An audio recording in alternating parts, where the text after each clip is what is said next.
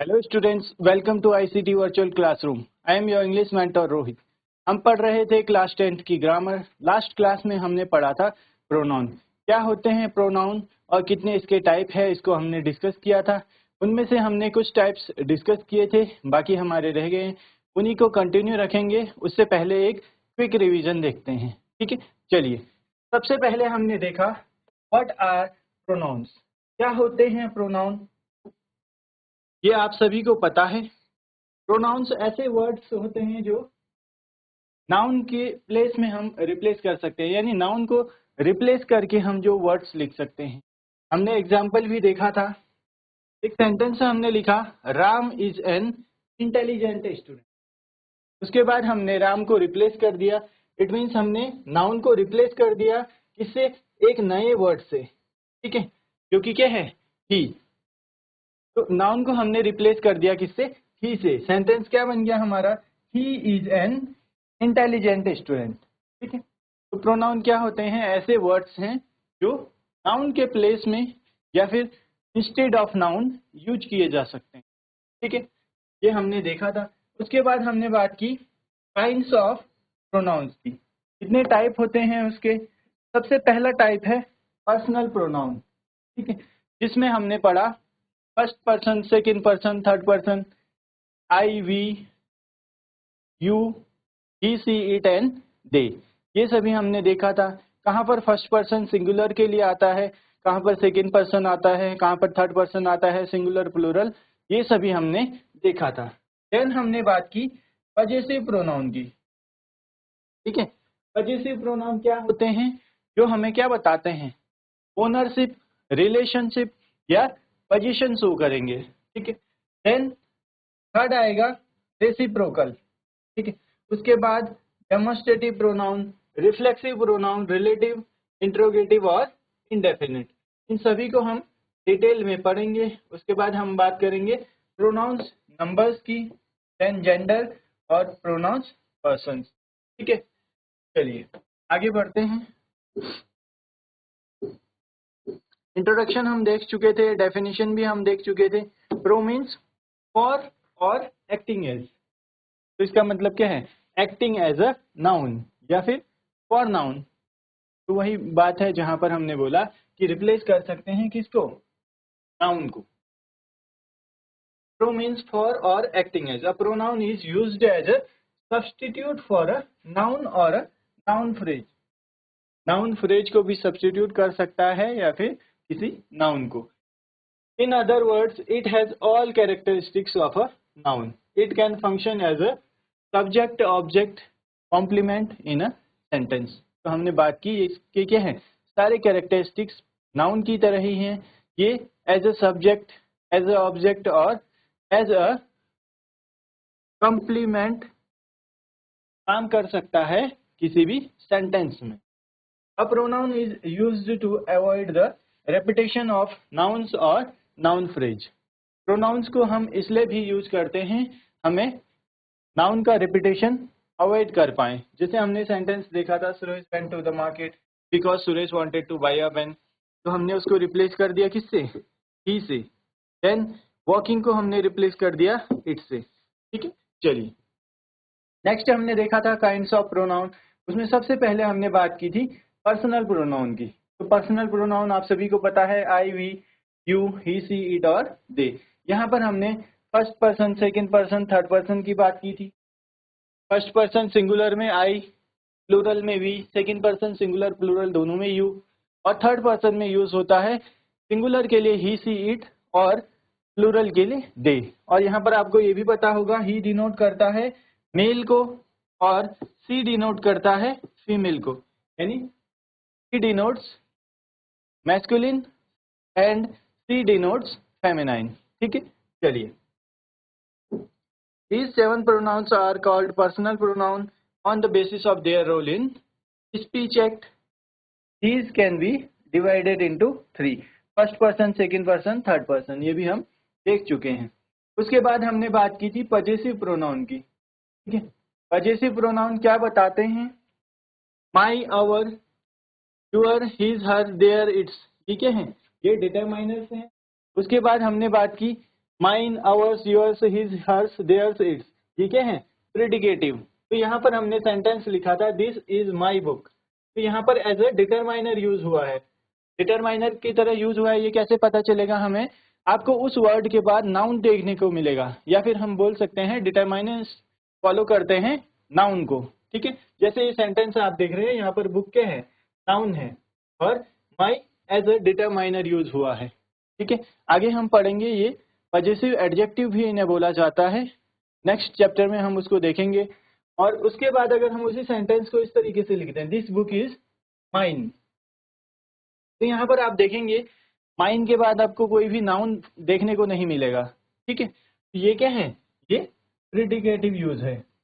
यही यहाँ पर बताया है, they are used to express ownership, possession और relationship. Determiners are followed by a noun, और डिटरमाइनर्स क्या हैं? नाउन को फॉलो करते हैं। जैसे एग्जांपल यहाँ पर गिवन है, दिस इज माय रूम। ठीक है, इसको हम ऐसे नहीं लिख सकते, दिस इज माइन रूम। कि अगर प्रेडिकेटिव में यूज हो रहा है तो ऑब्जेक्ट के प्लेस पे आएगा। हम इसको लिख सकते हैं, दिस रूम इज माइन। इस सेंटेंस का अगर हमें करेक्ट करना हो तो हम इसको इस तरीके से लिख सकते हैं, दिस रूम इज माइन। ठीक है, तो ये सेंटेंस का करेक्ट फॉर्म हो जाएगा इसी तरह यहाँ पर जैसे कि लिखा हुआ है। आगे देखते हैं, its is always used as a determiner. Its को हम क्या है? एज अ डिटरमाइनर यूज करते हैं। ठीक है, प्रेडिकेटिव की तरह यूज नहीं होता। अब हम आते हैं अपने नेक्स्ट टाइप पे। नेक्स्ट है रेसिप्रोकल प्रोनाउन। नेक्स्ट है रेसिप्रोकल प्रोनाउन। तो रेसिप्रोकल प्रोनाउंस क्या होते हैं, क्या एक्सप्रेस करते हैं? ठीक है, ईच अदर और वन अनदर, ये दो हमारे क्या हैं? रेसिप्रोकल। रेसिप्रोकल आप लोगों ने अगर पढ़ा होगा तो हम क्या करते हैं, अगर हम अपोजिट अगर फाइंड करना हो, एक्स का रेसिप्रोकल 1/x, इस तरीके से हम फाइंड करते हैं। तो यहाँ पर भी सेंटेंस में क्या बताएगा? रिलेशन बताएगा जो कि अपोजिट हो। ठीक है, एक दूसरे के। These are used to express mutual और रेसिप्रोकल रिलेशन। ये क्या बताते हैं? ये म्यूचुअल रिलेशनशिप या फिर रेसिप्रोकल रिलेशनशिप बताएंगे। सेंटेंस में हम देखते हैं आगे एग्जांपल, दे लव ईच अदर। ठीक है, यहाँ पर आप देखेंगे अगर सेंटेंस दे लव ईच अदर, तो ईच अदर का मतलब क्या है? एक दूसरे को। तो एक तरीके से देखा जाए तो ये रिलेशन क्या है? रेसिप्रोकल है, या फिर इसे म्यूचुअल भी बोला जा सकता है, या दे love one another. Each other use होता है जब दो पर्सन्स की बात हो रही हो, मोर देन टू के लिए ईच अदर यूज होता है। Like any other pronoun, each other and one another. Each other and one another have no intrinsic reference, therefore they have to have an antecedent. इनसे पहले क्या है? कोई आता है। But unlike other pronouns, these cannot normally appear as the subject in a main clause. ये main clause में subject की तरह काम नहीं करते, because antecedent should be in the sentence itself. Antecedent क्या होता है? Sentence में ही रहता है। आगे example से हम देखेंगे, typically these occur as object of a verb or a preposition in a sentence. ये कहाँ पर आपको देखने को मिलते हैं? ये आपको सेंटेंस में as a object of verb, verb के ऑब्जेक्ट की तरह काम करेंगे, और अ प्रीपोजिशन इन अ सेंटेंस, या फिर सेंटेंस में प्रीपोजिशन की तरह। ठीक है, that has a plural subject. के पास क्या होगा? प्लूरल सब्जेक्ट होगा। कैसे? जब हम बात कर रहे हैं ईच अदर या फिर वन अनदर, तो बात हो रही है टू और मोर देन टू की। ठीक है, जब हम सिंगल की बात करते हैं, सिंगुलर आता है।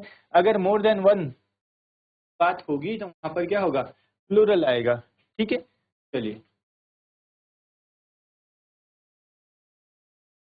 अब यहाँ पर हम एग्जाम्पल देखते हैं। No two artist approve of each others work. तो इसका मतलब क्या है आप समझ सकते हैं। दोनों जो आर्टिस्ट हैं, ठीक है, उन्होंने एक दूसरे के काम को अप्रूव नहीं करा। जैसे आप लोग दो स्टूडेंट है, आपने कोई भी टास्क किया या कोई ड्राइंग पेंटिंग कुछ भी बनाया है, तो एक दूसरे को आप ना, आपको फर्स्ट की जो ड्राइंग है वो पसंद आई, किसी की ड्राइंग पसंद नहीं आई या जो भी था टास्क पसंद नहीं आया, तब क्या होगा? No two students approve each others drawing, each others task.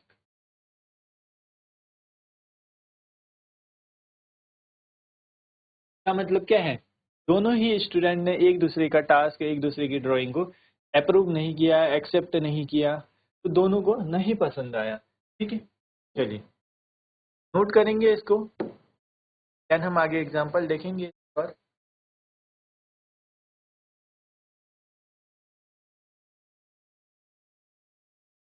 चलिए आगे बढ़ते हैं। नेक्स्ट एग्जांपल है, if there are two children of the same age, it is always good to put them in the same class, each other can help in doing the homework. तो यहाँ पर आप देख रहे हैं रेसिप्रोकल प्रोनाउन कैसे use हुआ है।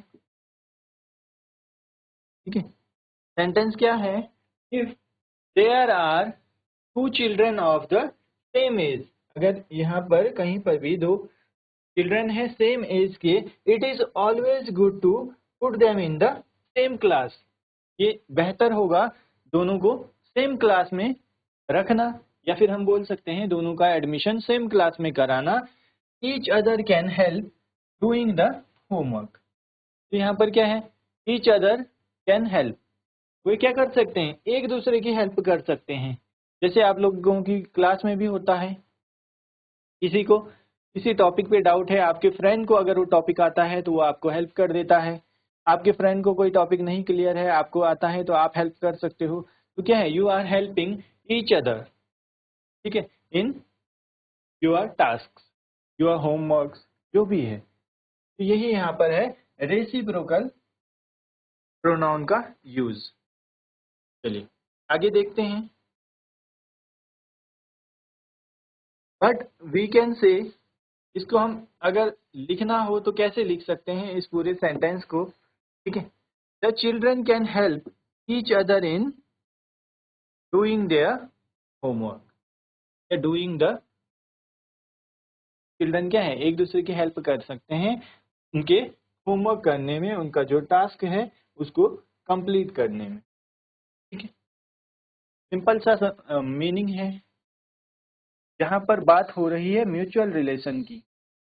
ठीक है, यह एक्सप्रेस करता है रेसिप्रोकल। रेसिप्रोकल होता है एक दूसरे, जैसे आप हेल्प करेंगे आपकी भी कोई हेल्प करेगा।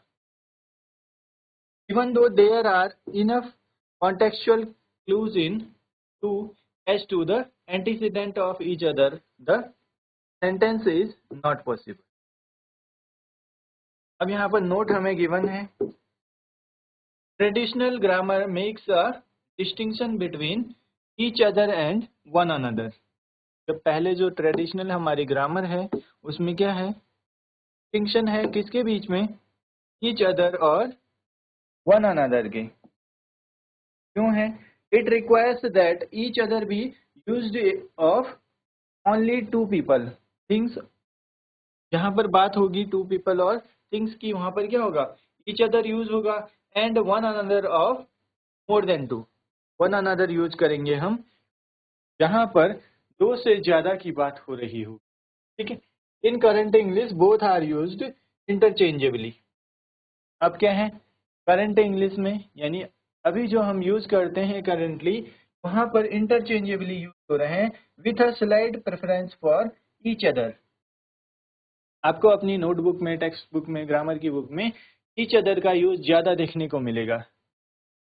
जो हमारा ट्रेडिशनल ग्रामर है वहां पर क्या होता है? ईच अदर यूज होता था two persons, two people, two things के लिए, जहां पर दो की बात हो रही हो। लेकिन और जो वन अनदर है, वन अनदर यूज होता था मोर देन टू के लिए। बट करंट इंग्लिश में, ठीक है, करंटली जो हम यूज करते हैं ग्रामर में, तो वहां पर इनको इंटरचेंज कर दिया गया है। इंटरचेंज का मतलब है कि मोस्टली आपको जहां पर टू पर्सन्स की बात हो रही होगी वहां पर वन अनदर देखने को मिलेगा, और मोर देन टू के लिए ईच अदर, या फिर मोस्टली आपको ईच अदर ही ज्यादा देखने को मिलेगा। ठीक है, ईच अदर को ज्यादा यूज किया जाता है। चलिए नोट करेंगे इसको।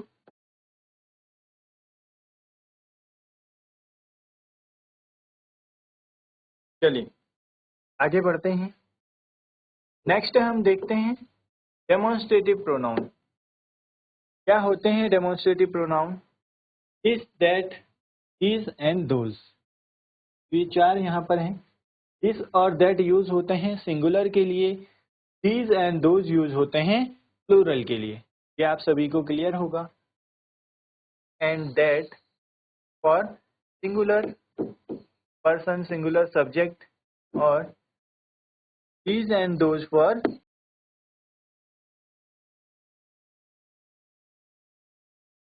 क्या यूज है डेमोन्स्ट्रेटिव प्रोनाउन का? क्या यूज है डेमोन्स्ट्रेटिव प्रोनाउन का? डेमोन्स्ट्रेटिव प्रोनाउन ऑब्जेक्ट को पॉइंट आउट करते हैं। ठीक है, they are used to point to people और थिंग्स दे स्टैंड फॉर। किसी भी ऑब्जेक्ट को, यहाँ पर क्या है, जैसे अगर हम बात करें पीपल की या थिंग्स की, या सिंपल सी लैंग्वेज में अगर हम बोलें, नाउन को भी क्या करता है, पॉइंट आउट करता है। पॉइंट आउट करने के लिए पॉइंट टू, किसी की तरफ इशारा करके हम जो बताते हैं, पॉइंट टू ही क्या होता है, डेमोन्स्ट्रेट। ठीक है, तो इसीलिए इनको डेमोन्स्ट्रेटिव प्रोनाउन कहा गया है। They are used to point to people और things they stand for. Example अगर हम देखें, this is our new house, तो यहाँ पर क्या है, न्यू हाउस को पॉइंट आउट किया जा रहा है, बताया जा रहा है कि यह हमारा नया घर है। तो यहाँ पर दिस क्या है, डेमोन्स्ट्रेटिव प्रोनाउन है। किसको डेमोन्स्ट्रेट कर रहा है, किसके बारे में बता रहा है, यहाँ पर बता रहा है न्यू हाउस के बारे में। ठीक है, ऑब्जेक्ट क्या हो गया, न्यू हाउस, और इसके बारे में बता कौन है, कौन पॉइंट आउट कर रहा है, प्रोनाउन दिस। सिंगुलर के लिए यूज होता है, ये आप सभी को पता है। Next, that is the bridge built by the British. तो यहाँ पर दैट डेमोन्स्ट्रेटिव प्रोनाउन है, किसके बारे में बता रहा है, ब्रिज के बारे में। ब्रिज यहाँ पर हमारा ऑब्जेक्ट या फिर थिंग हो गया। ठीक है, बिल्ट बाय द ब्रिटिश, जो कि ब्रिटिश ने बनवाया है। ये वही ब्रिज है जो ब्रिटिशर्स ने कंस्ट्रक्ट किया है, बनाया है। ठीक है, demonstrative pronouns have number contrast. के पास क्या होता है, नंबर कॉन्ट्रास्ट होता है। This, these, that, those. ठीक है, the basic function of demonstrative is to indicate the nearness और डिस्टेंस ऑफ द पर्सन और object refer to from the. कोई भी ऑब्जेक्ट कितना पास है, कितना नियर है, कितना फार है, ठीक है, कितना दूर है, ये हमें कौन बताते हैं, ये हमें बताते हैं डेमोन्स्ट्रेटिव प्रोनाउंस। नियरनेस और डिस्टेंस, अगर डिस्टेंस की अगर हमें बात करनी हो तो कौन बताएगा हमें, हमें बताते हैं डेमोन्स्ट्रेटिव प्रोनाउन। बेसिक फंक्शन ही यही है इनका। ये क्या इंडिकेट करते हैं, नियरनेस और डिस्टेंस को इंडिकेट करते हैं। किसमें, सेंटेंस में, स्पीकर से कितना डिस्टेंस पे है। ठीक है, अगर ज्यादा दूर होगा तो क्या होगा, जब हम पास में पॉइंट आउट करते हैं उसके लिए दिस और दैट यूज होता है पास के लिए। और पास के लिए क्या होगा, दिस और दीज यूज होता है। दिस करेक्ट करेंगे इसको, दिस और दीज यूज होता है, दिस सिंगुलर में और दीज प्लूरल में। अगर ज्यादा दूर की बात हो रही होगी तो वहां पर दैट और दोज यूज होगा। ठीक है, यहाँ पर ये नियरनेस के लिए यूज होते हैं, नियरनेस, सिंगुलर प्लूरल, और ऐसे ही ये डिस्टेंस के लिए, ज्यादा दूर अगर ऑब्जेक्ट हो हमारा, ज्यादा दूर अगर कोई भी पर्सन हो तो उसके लिए क्या है, दैट और दोज यूज होते हैं। Some of the uses of demonstrative pronoun are shown below. कुछ यूजेस हमें यहाँ पर बताए गए हैं, उनको देखते हैं। व्हेन पॉइंटिंग, जब हम बता रहे हो this is my brother Ravi, तो ये क्या होगा, स्पीकर से नियर बाई होगा, पास में होगा। That is his new car, यह उसकी नई कार है, ठीक है, थोड़ा ज्यादा distance. When a specific category is implied, जब कोई स्पेसिफिक कैटेगरी को इम्प्लाई किया जाता है, those who apply late will not be considered, तो क्या है, जो लेट अप्लाई करेंगे उनको कंसिडर नहीं किया जाता। दूसरा यूज हमने क्या देखा, पहला तो हमने देखा व्हेन पॉइंटिंग, जब हम पॉइंट कर रहे हो। दूसरा स्पेसिफिक कैटेगरी इज इम्प्लाइड, आप लोगों को भी बोला जाता है you have to submit your application form, examination form, whatever on before due date, ठीक है, ड्यू डेट से पहले आपको क्या करना है, सबमिट कराना है, नहीं तो क्या होगा, that will be not considered, उसको कंसिडर नहीं किया जाएगा। तो वहां पर क्या आ गया, स्पेसिफिक कैटेगरी आ गई, ठीक है। चलिए नोट करेंगे इसको।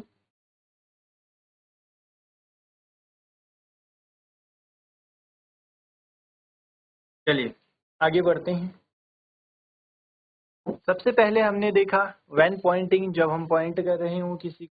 दूसरा हमने देखा when a specific category is implied, जब किसी स्पेसिफिक कैटेगरी को इम्प्लाई किया जा रहा हो, स्पेसिफिक कैटेगरी के बारे में बता रहा हो।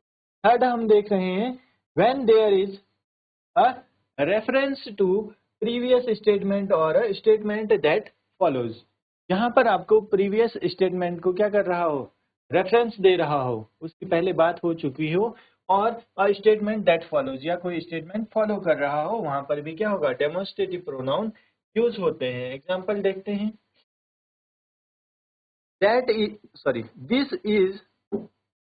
This is what I told them, तो इसका मतलब क्या है, ये वही बात है जो मैं पहले बता चुका था। तो यहाँ पर क्या है, प्रीवियस स्टेटमेंट से रेफरेंस है, पहले बात हो चुकी है, इसीलिए क्या आ रहा है, डेमोन्स्ट्रेटिव प्रोनाउन यूज हुआ है।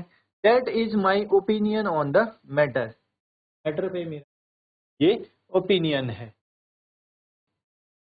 ये आप सभी को क्लियर होगा, ठीक है। जहाँ पर प्रीवियस रेफरेंस की बात हो स्टेटमेंट में, या फिर स्टेटमेंट फॉलो कर रहा हो, वहां भी क्या है, डेमोन्स्ट्रेटिव प्रोनाउन यूज होता है। नोट है यहाँ पर एक difference between it and this, it और दिस में क्या डिफरेंस होता है। रेफरेंस अगर हम बात करें, it is a personal pronoun, it क्या है, पर्सनल प्रोनाउन है, और this demonstrative, where is this is a demonstrative pronoun. As a demonstrative pronoun this indicates nearness and also identifies a person और थिंग। दिस क्या करता है, nearness बताता है, ठीक है। आप अभी हमने पढ़ा है जो डेमोन्स्ट्रेटिव प्रोनाउन है वो हमें बताते हैं नियरनेस और डिस्टेंस, कितना पास है कोई ऑब्जेक्ट या पीपल हमसे, या कितना दूर खड़ा है, ठीक है। तो यही यहाँ पर है, इट इज क्या है, इट हमारा पर्सनल प्रोनाउन है, जो कि हम न्यूटर जेंडर के लिए यूज करते हैं सिंगुलर में। और दिस डेमोन्स्ट्रेटिव प्रोनाउन है, जो क्या बताता है, demonstrative pronoun indicates nearness and also identifies a person और थिंग। और क्या करता है, नियरनेस बताता है एक, तो दूसरा आइडेंटिफाई करता है पर्सन और थिंग को।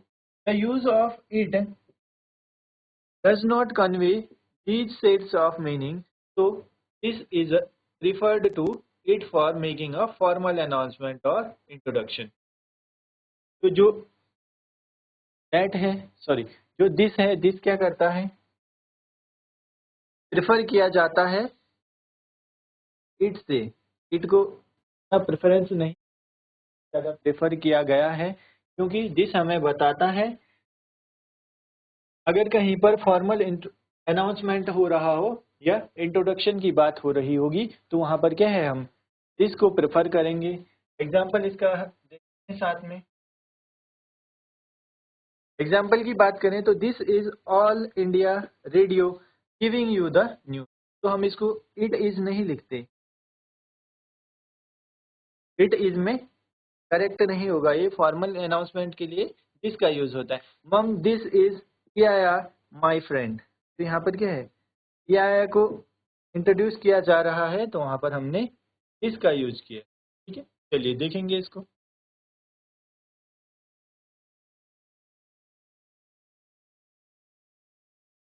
चलिए स्टूडेंट्स, यहाँ तक आप सभी को क्लियर होगा। इसको आप लोग घर पर भी पढ़िए, रिवाइज कीजिए। अगर आपको कोई भी डाउट होता है तो आप नेक्स्ट क्लास में इसको पूछ सकते हैं। मिलते हैं आप सभी को नेक्स्ट क्लास में। Till then take care and have a great day.